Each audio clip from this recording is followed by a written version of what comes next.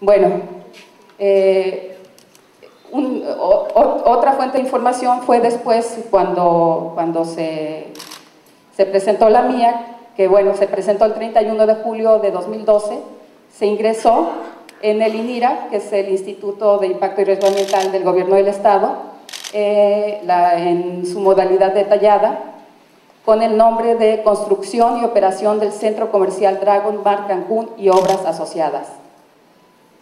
Un problema con esta mía es que nunca fue publicada en la Gaceta Oficial del Estado, como lo establece la Ley Estatal del Equilibrio Ecológico y la Protección al Ambiente, por lo que el INIRA se considera que violó la Ley de Transparencia. El INIRA además negó la consulta pública del proyecto, solicitada en tiempo y forma por el Centro Mexicano de Derecho Ambiental. A 5 semanas de presentada, la mía fue autorizada el 6 de septiembre de 2012. Descripción del proyecto según la mía. Este proyecto consiste en la construcción y operación de un desarrollo comercial turístico integrado por un centro comercial, almacenes, viviendas, áreas verdes y jardinadas, áreas de reforestación, áreas de conservación, espejos de agua artificiales, que no implicarán la apertura o alumbramiento del manto freático, equipamiento y servicios, con las siguientes áreas: locales de exhibición, un total de 3.040 locales con 127.138 metros cuadrados, residencial, ya les había dicho, 768 departamentos y 532 casas, bodegas, 40.000 metros cuadrados con 2 naves y áreas de servicio, 9.840 metros cuadrados. Una primera y muy evidente violación ambiental. No nos vamos a meter en violaciones ambientales porque no somos abogados ambientales y para eso hay los expertos, pero algo que nos saltó a todos los ciudadanos cuando revisamos la mía y nos empezaron a llegar fotos, es que se detectaron incongruencias e irregularidades en materia ambiental. Solo mencionaremos aquí el que se refiere al cambio de uso de suelo, materia de autorización federal, por la evidente deforestación del predio, incluso aún antes de la autorización del INIRA. Esta es una foto aérea que nos proporcionaron vecinos de Puerto Morelos. Y sobre esto se sabe que el predio cuenta con una superficie autorizada para la explotación de materiales pétreos de 193 hectáreas, que es el 34% del total de las 561 hectáreas autorizadas por la mía. Por parte del Gobierno del Estado, SEDUMA, mediante 5 autorizaciones sucesivas de septiembre de 2000, marzo de 2007, octubre de 2009, abril de 2011 y octubre de 2011, o sea, hace apenas un año. Nos preguntamos, ¿es posible que a menos de un año de autorizada la extracción de material pétreo, sin que haya evidencia de cumplimiento de condicionantes, como la reforestación del área, se pueda autorizar un nuevo proyecto sobre el mismo? Bueno, aquí tenemos una foto de Google del predio en el año 2009, donde ya está marcado la extensión, el perímetro de la autorización del Dragon Mart. Y en octubre de 2012, hace un mes, tenemos una foto que ya se ve claramente que el predio, que todo este predio, o prácticamente todo, está deforestado. Aquí ven las líneas de la luz que están aquí, llegan a la mitad del predio. Tenemos que para octubre de 2012, a un mes de autorizada la manifestación de impacto ambiental, el predio ya no cuenta con nada de vegetación. Y algo que nos llama la atención es que aquí tenemos cómo dividen las superficies: solo el 8% de centro comercial, vivienda 5%, bodegas 11%, áreas verdes 2%, áreas a reforestar 8% y áreas de conservación el 63% del predio. No entendemos cómo puede haber un área de conservación en un predio que ya está en estas condiciones. Bueno, ahora vamos a hablar de otro tipo de impactos. Como les decía, no nos vamos a meter más en los impactos ambientales, en los impactos del Dragon Mart Cancún a la región y en particular al área aledaña al proyecto, que es Puerto Morelos. Bueno, casi todos aquí conocen Puerto Morelos y sabemos que es una región muy hermosa, muy valiosa en cuanto a recursos naturales y muy vulnerable. Puerto Morelos sería el primero y más afectado por los impactos ambientales, económicos y socioculturales derivados de la construcción y operación del Dragon Mart. Puerto Morelos es una de las más antiguas poblaciones de la zona norte de Quintana Roo. Su historia se remonta a principios del siglo II y los últimos registros arqueológicos datan de 1601. Llamado originalmente Punta Corcho, en el siglo XIX fue un puerto importante para la exportación de palo de tinte y de chicle. La vocación natural de Puerto Morelos son la pesca deportiva, el turismo y el ecoturismo o turismo de naturaleza. Y esto que creo que es muy importante y luego lo veremos, aunque tiene una población original de pescadores, Puerto Morelos se ha convertido por su tipo de desarrollo en un lugar multicultural y multinacional que le dan un ambiente muy característico que gusta a muchos. Ambientalmente, Puerto Morelos es una zona de una gran riqueza y a la vez fragilidad ecológica, que lo hacen completamente incompatible con megaproyectos como el Dragon Mar Cancún. Su arrecife forma parte del gran cinturón de arrecifes del Atlántico Occidental y fue decretado hace 15 años por presión de su comunidad, ANP, con categoría de Parque Nacional. De ahí las principales actividades económicas del lugar, como la pesca, snorkel, ecoturismo. Vinculado al arrecife, Puerto Morelos tiene una extensa e importante zona de manglares, 5,000 hectáreas, con todos los beneficios ambientales y sociales que sabemos que los manglares nos brindan. Y muy importante en todas las regiones también el extenso sistema de cenotes y ríos subterráneos que aumentan la vulnerabilidad de la zona. Puerto Morelos cuenta con unas 2,000 hectáreas de selva con importantes especies de flora nativa, algunas consideradas como vulnerables o amenazados, así como especies animales amenazadas o en peligro de extinción, como el mono araña Ateles geoffroyi yucatanensis, subespecie endémica cuyo hábitat es la franja de selva que colinda con el humedal. Otras especies en peligro de extinción en la zona son el jaguar, un sinfín de aves, insectos y reptiles cuya supervivencia depende de la estabilidad y equilibrio de la vida selvática local, misma que podría ser vulnerada si no se contempla un desarrollo equilibrado para la zona. La importancia de conservación del área no solo radica en la preservación de su belleza escénica para el disfrute de sus habitantes y el desarrollo del turismo, sino también en el valor de conservación que ésta posee a nivel biogeográfico. Por todas estas razones, el proyecto Dragon Mar Cancún representa una amenaza ambiental en primer plano para Puerto Morelos y en general para el municipio de Benito Juárez, la región y el resto del país. Una de nuestras mayores preocupaciones, sin embargo, sobre este proyecto es su impacto económico a nivel no solo local y regional, sino nacional. De materializarse, México se convertirá en un centro de distribución masiva de productos chinos que podría causar el colapso de las pequeñas, medianas e incluso grandes industrias, no solo en el sureste mexicano, sino en todo el país y el resto de América Latina, que ya sufren millonarias pérdidas por la importación masiva de productos chinos baratos y de mala calidad. Impulsado por la Secretaría de Comercio de China, aunque el Dragon Mar Cancún asegura que sus productos cumplirán con la NOM y no habrá dumping, es seguro que llegarán productos logrados con prácticas de comercio desleal, esclavitud, robo intelectual y subvaluación y triangulación de mercancías. Aparte de ello, se habla de que el Dragon Mar Cancún ha sido subsidiado o exentado en nuestro país del pago de casi todos los impuestos, el de traslación de dominio, derechos de registro, impuestos sobre nóminas, licencia de construcción, de adquisición de inmuebles y de predial por 3 años. Esto no nos consta, pero es un secreto a voces. El doctor Ricardo Samaniego Brich, economista y director del Centro de Economía Aplicada y Políticas Públicas del ITAM, bajo el título «El proyecto Dragon Mar Cancún debe ser cancelado», hace un análisis sobre la estrategia económica china materializada en proyectos como el Dragon Mar Cancún y concluye que los efectos económicos, ambientales y socioculturales de este serán totalmente negativos, irreversibles e irremediables. Esto lo tomamos del estudio del doctor Samaniego, lo estamos citando. El proyecto Dragon Mar Cancún es parte de una estrategia de China para procurarse recursos naturales y energía. China es un voraz consumidor de energía y busca por todos los medios garantizar fuentes de abastecimiento para su demanda. La Agencia Internacional de Energía pronostica que la demanda china de energía primaria será de casi el doble que la suma de la demanda de Estados Unidos y Europa. Como pueden ver en la gráfica, aquí está el crecimiento de la demanda china para el 2035.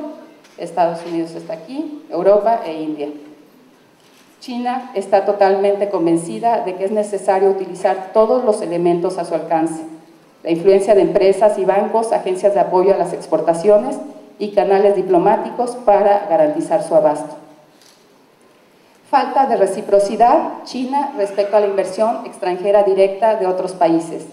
De acuerdo con el reporte 2012 de la Organización para la Cooperación y el Desarrollo Económico, OCDE, China es el país con mayores restricciones a la inversión extranjera directa. Entre 2006 y 2012 aumentó su índice de restricciones a la IED en más de 10%. En cambio, en México se le quiere dar un trato preferencial a la IED del proyecto Dragon Mart Cancún. China está aquí, es el primero de esta gráfica. La política de expansión de inversiones de China en el extranjero está guiada por intereses extracomerciales y está fuertemente apoyada por subsidios y exenciones fiscales a sus empresas nacionales. Busca, a través de su presencia en países con recursos naturales y energía, influir en el futuro sobre la oferta de energéticos y otras materias primas.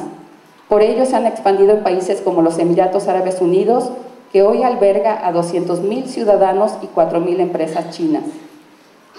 China ha mantenido una política de subvaluación del yuan con el objetivo de favorecer sus exportaciones. Esta subvaluación ha creado una competencia desleal que ha sido criticada por los gobiernos de prácticamente todos los países. Recientemente, Estados Unidos y Alemania han anunciado acciones severas en caso de que China siga robándoles empleos domésticos a través de esa estrategia. Empresarios occidentales están cada vez más preocupados por las políticas comerciales de China. Las quejas contra las desleales prácticas comerciales chinas se han incrementado en el mundo.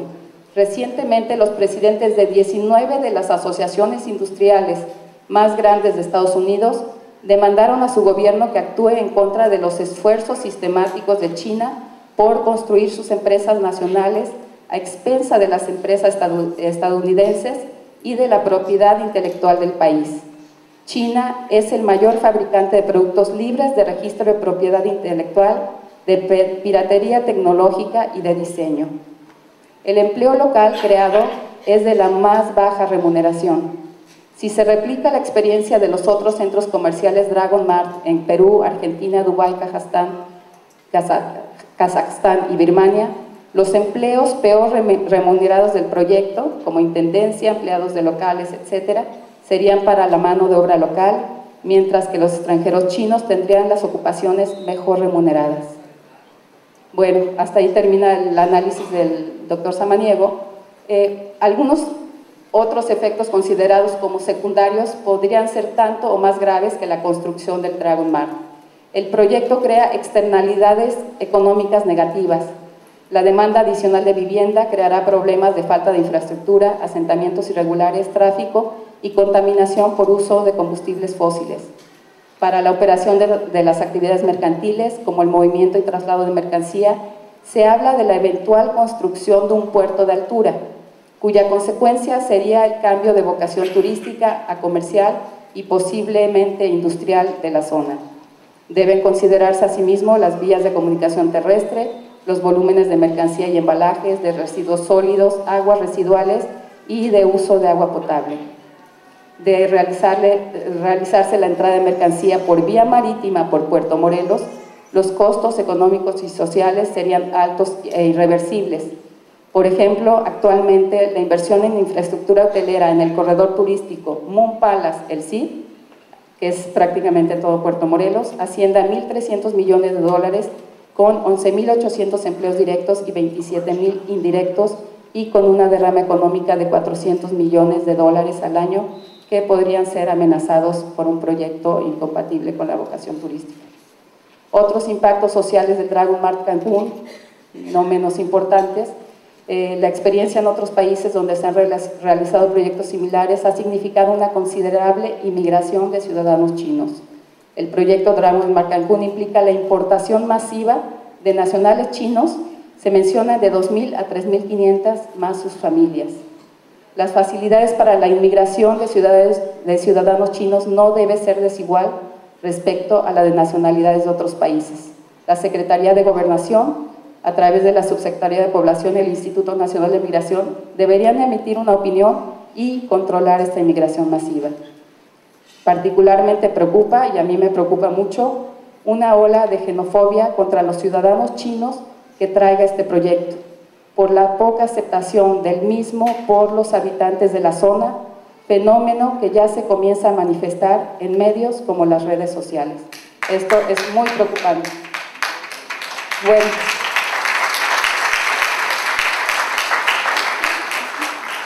después de todas estas consideraciones, ¿consideramos que este proyecto es viable para la región?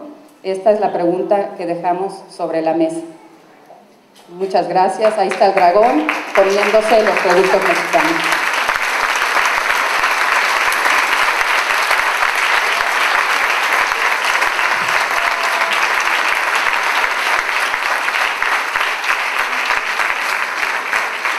Agradecer. Alguien que tiene 8 años siguiendo esta política comercial china, pueda decirnos qué podría esperarnos con este proyecto. Esto es lo que nos va a presentar el licenciado, periodista y escritor Heriberto Araujo Rodríguez en la siguiente presentación. Recibámoslo con un aplauso. Por tu participación voy a tratar de ser lo más breve y explícito que pueda. Quisiera, sin embargo, agradecer a todo el mundo y me da mucho gusto, y después seguramente entenderán por qué mencione esto tan particularmente, que los empresarios o buena parte del empresariado, que no dejan de ser una élite económica y que podrían pensar que este proyecto pues, les puede reportar cuantiosos ingresos, pues han aportado su apoyo para que esto fuera posible. Voy a empezar por explicar quién soy. Por mi acento seguramente sabrán que soy español. Vivo desde hace 6 años, no 8, en China, en Pekín. Trabajo, como han dicho antes, para la agencia Notimex y para otros medios españoles, algunos estadounidenses. Y acabo de publicar hace unos meses este libro que se llama La silenciosa conquista china. Fundamentalmente lo que hice con otro periodista español, y yo creo que es la razón por la cual me han invitado aquí, fue durante 2 años de mi vida, desde 2009 a 2011, viajar a 25 países del mundo en desarrollo, en África, en América Latina, en Oriente Medio, en Asia Central y en el sureste asiático. Y combinando mi experiencia y todos esos años que he pasado en China con esa investigación sobre el terreno, más de 500 entrevistas, 235.000 kilómetros recorridos, creo que 80 y tantos aviones, no sé cuántas fronteras, creo que 12 o 13 por tierra. Pues lo que hemos tratado de hacer de una manera muy periodística, y por eso me quisiera de alguna manera pues, decir que yo no soy un académico, un scholar, y eso significa que la manera como abordo los temas es un poco distinto, pues hemos tratado de explicar en este libro cuál es la foto actual de la expansión de China en el mundo, qué es lo que China está haciendo y sobre todo, lo más importante, yo creo que esa es la clave de este foro, es cuál es el impacto que todo eso tiene para los países receptores de esa gran inversión china. Porque es verdad que los números, ustedes abren cualquier periódico, casi en cualquier parte del mundo, los grandes titulares siempre hablan de China como una gran oportunidad, un inversor de miles de millones de dólares, una nación casi insaciable en el consumo de recursos naturales, como una gran oportunidad económica. Pero yo creo que hay que ir al detalle y en este caso, en el Dragon Mark, hay que venir aquí y hay que hablar con la gente, con toda la gente que va a estar afectada, no solo con políticos y con las élites económicas, que una vez más, evidentemente, ellos ven a China como una gran oportunidad, y de hecho lo es. Pero hay que hablar con la gente de a pie, con los afectados, con los trabajadores, con los mineros que trabajan en las minas chinas en Perú o en Zambia, con los constructores de los oleoductos chinos en África, para ver exactamente quién se beneficia de todo esto. Yo tengo que decir desde ya que no soy un gran experto en lo que está pasando aquí en Cancún, pero sí que he visitado, y eso es uno de los capítulos de mi libro, el Dragon Mark de Dubái.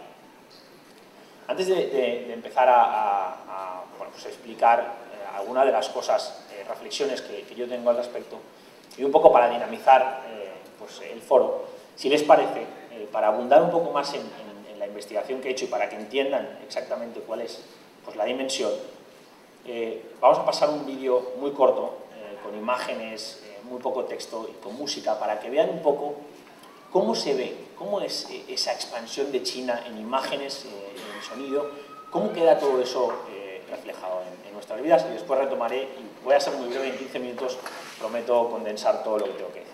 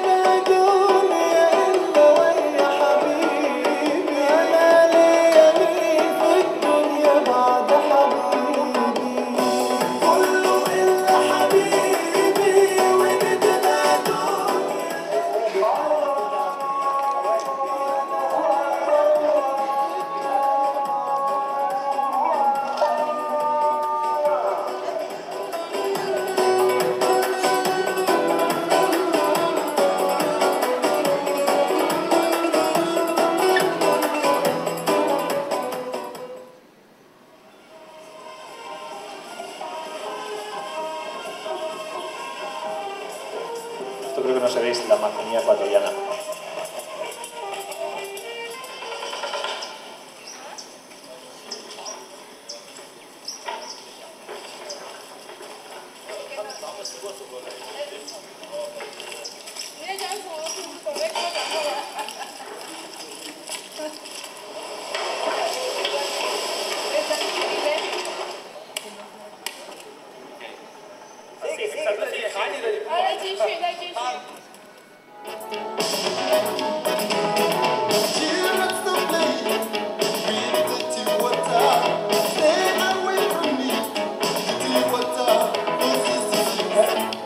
Se suplica al ponente que lea los subtítulos, por favor, porque no se alcanza a ver.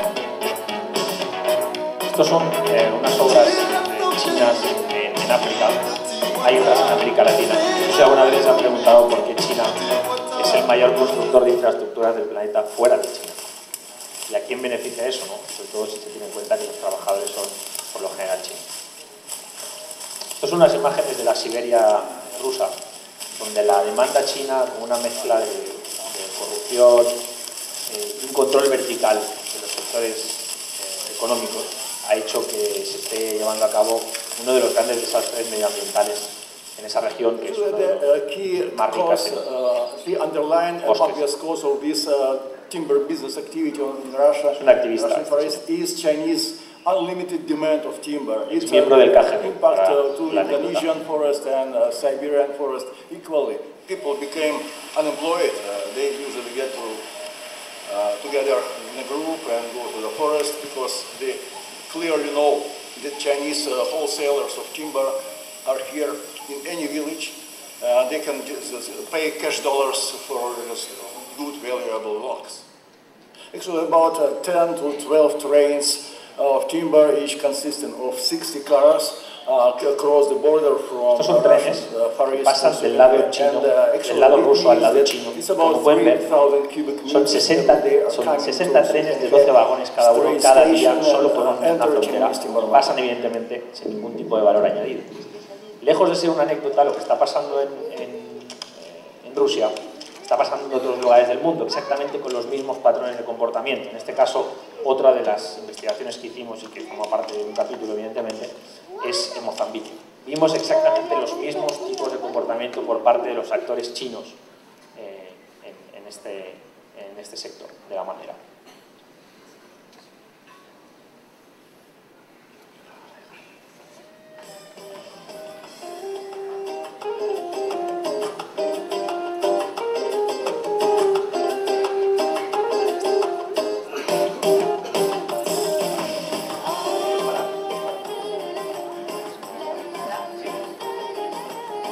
Esto es un poco sobre los autores, pero creo que ya no soy solo yo el que está presentando. Esto solo para, ya sé que no está directamente vinculado, o parece que no está directamente vinculado con lo que estamos hablando aquí, que es el Dragon Mar de Cancún, pero tiene mucha relación. Y por eso yo quiero dedicar 2 minutos más a explicar qué es China. Porque cuando estamos hablando de que los inversores chinos vienen, seguramente aquí en México se tiene la concepción de que un inversor es alguien del sector privado que ha acumulado un cierto capital o un grupo de empresarios privados que deciden llevar a cabo pues, un proyecto simplemente por una cuestión de beneficio económico. Pero es que en el caso de China es completamente distinto a esto. Yo no sé si ustedes han planteado alguna vez por qué China es hoy la segunda economía mundial del mundo o el primer país exportador del planeta. Porque hasta hace dentro de muy poco, y eso los más veteranos lo sabrán, había esa imagen de China en la que veíamos a los chinos en bicicleta, con el cuello Mao, y donde todavía quedaba en la memoria las grandes hambrunas de la época de Mao. De eso no hace tantos años, hace solo 40 años. Pero en 10 años, desde 2001, notablemente desde que China entró, pese a las reticencias de muchos países, y México fue el que más presentó, por cuestiones lógicas, China entró en la OMC y desde entonces se ha convertido en la potencia económica que hoy sabemos. En 10 años los chinos han multiplicado por 6 su comercio con el mundo. Eso son unas cifras absolutamente enormes que han provocado que haya una acumulación de divisas y de capital en China, además de toda esa recepción de inversión extranjera, que han convertido hoy pues, al país en lo que comúnmente se llama pues, el dragón. ¿Quién es de alguna manera, el driver, ¿no? ¿Quién está dirigiendo esta expansión de China? ¿Son empresarios chinos a título privado, como hemos visto al inicio del vídeo, que se van a Egipto, se ponen una mochila y empiezan a vender su ropa? ¿O son las empresas estatales chinas? Bueno, de esta investigación que nosotros hicimos, y eso evidentemente tiene mucha relación con lo del Dragon Mar en Dubái, pero sobre todo en Cancún, es lo que se llama el China SA, o sea, el China Inc. Es un conglomerado de intereses estatales que empiezan por los bancos. Yo no sé si ustedes saben que en junio de este año un representante del mayor banco del mundo, que es el China Development Bank, controlado directamente por el Consejo de Estado chino, es decir, por el gobierno chino, o lo que es lo mismo, el Partido Comunista de China, visitó el Dragon Mar de Cancún. Y eso seguramente tiene que ver, y digo seguramente porque no he investigado a fondo, pero por mi experiencia estoy casi convencido, de que el China Development Bank, con el dinero del Estado chino, está financiando parte, si no la totalidad, de este proyecto. En un momento, déjame decírselo, muy interesante, y es que estamos en una crisis financiera y proyectos de este tipo, Guadalupe hablaba antes de 150 millones de dólares, pero yo he visto otras cifras que hablan de 1.500 millones de dólares, no solo en el Dragon Mar, sino en todas las infraestructuras que deben estar forzosamente asociadas, porque si no, díganme cómo van a traer los contenedores de mercancía china hasta aquí y cómo los van a revender y reenviar a otros lugares de la región, no solo a México, sino probablemente lo que los chinos estén pensando es en el mercado estadounidense, en la costa este, Miami. Pues eso es muy importante, que el Estado chino esté poniendo el dinero. Pero es que después, Chinamex, que es la empresa asociada que forma parte del consorcio que se encarga de la construcción y también de la explotación del centro comercial, es una empresa estatal china.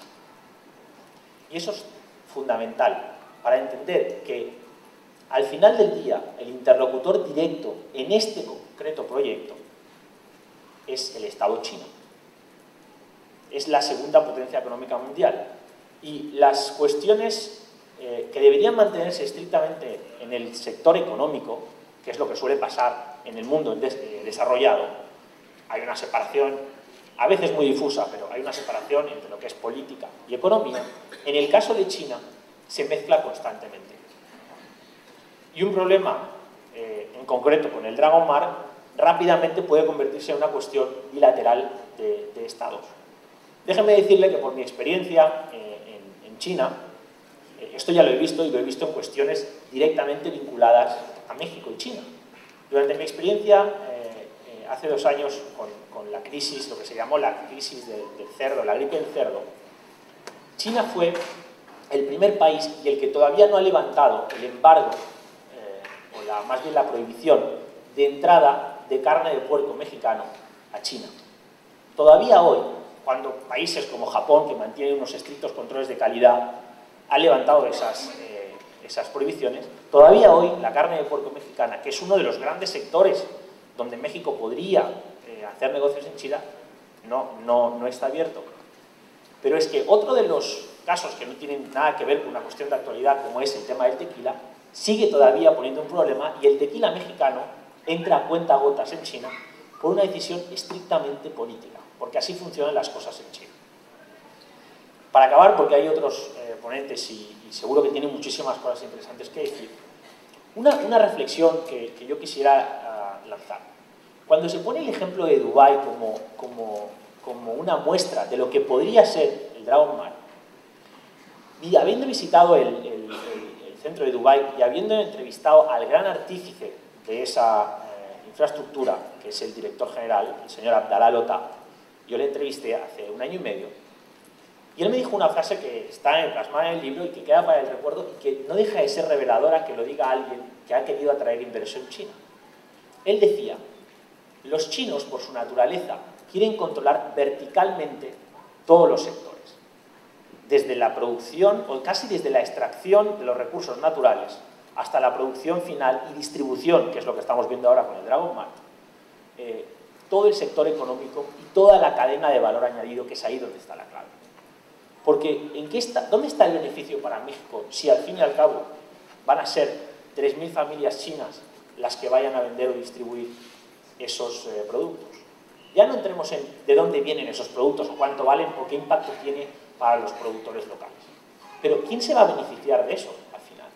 Si además las rentas que podían dar esos locales van a ir divididas a un grupo de empresarios mexicanos, entiendo, y la otra parte, porque, como decía antes, la empresa estatal Chinamex es socia, también se van a beneficiar de ese ingreso. O sea, ¿quién es el beneficiario de todo esto? Otras consideraciones. Dubái, es cierto que ha acogido un centro comercial, yo creo de las mismas características, tan grande, veíamos entre las fotografías. Un dato solo para que tengan ustedes más o menos en la cabeza cuántos son 150.000 metros cuadrados solo de exposición.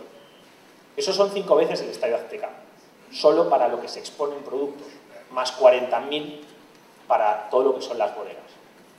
Dubái es una economía que no tiene manufactura, es una economía que está en un desierto. Dubái es un desierto, solo viven de los servicios financieros y del poco petróleo que el resto de los Emiratos le dejan comerciar.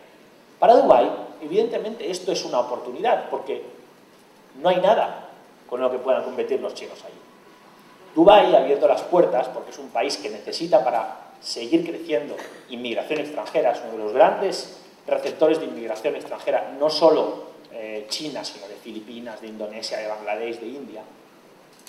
Dubái ha concedido visados a todas esas 3.000 familias, y si ustedes tienen la oportunidad de hacer una escala allí, yo les invito de verdad a que entren en el centro comercial, porque de los 3.000 o 2.500 puestos que hay de venta, con una población más o menos total de unos 6.000 o 7.000 trabajadores chinos, no hay más de 50 trabajadores extranjeros allí. Y me ha hecho una cierta, como decía en España, una cierta gracia escuchar lo que decía antes Guadalupe, en el sentido de que los restaurantes y los pequeños negocios alrededor de todo el gran business, ¿no? Pues sí, eso sí que es para la élite local. Una última cosa, y con esto ya termino. Existe toda esta problemática, ¿no? o esta controversia más que problemática, depende de dónde se mire respecto al Dragon Mart. ¿En quién reside la responsabilidad de hacer que este proyecto siga adelante, si al final sigue o no? Pero si sigue adelante, vamos a suponer que eso es así. La clave de todo esto, al menos es en mi humilde opinión, es que China ya sabemos lo que es. China es un país con unas ambiciones globales, con una agenda, con una estrategia, depende de cómo se mire, es una autocracia o una dictadura, pero la clave de todo esto está en las autoridades receptoras, en los señores que ustedes votan para que decidan por ustedes. Es en ellos en quien reside la responsabilidad de pararse un momento a pensar y decir, bueno, ¿qué es lo que queremos de China? ¿Queremos que China ponga aquí 1.500 millones de dólares? Muy bien, pero los vamos a hacer con nuestras condiciones. Porque China es lo que hace cuando atrae inversión extranjera directa. Cuando Volkswagen o BMW quieren entrar al mercado chino de autos, que es el mayor del mundo, con 12 millones de autos vendidos cada año, los chinos le dicen, ustedes van a entrar aquí, pero van a tener una participación minoritaria en las empresas que fabrican esos autos en China y van a utilizar mano de obra china. Y su socio, que va a tener la mayoría del capital, va a ser chino. Y las empresas han ido a invertir ahí. ¿Por qué no puede ser lo mismo en México? ¿Por qué no aceptar esa inversión, pero con las condiciones que beneficien a China, perdón, a los mexicanos y a México? Yo creo que ahí está la clave.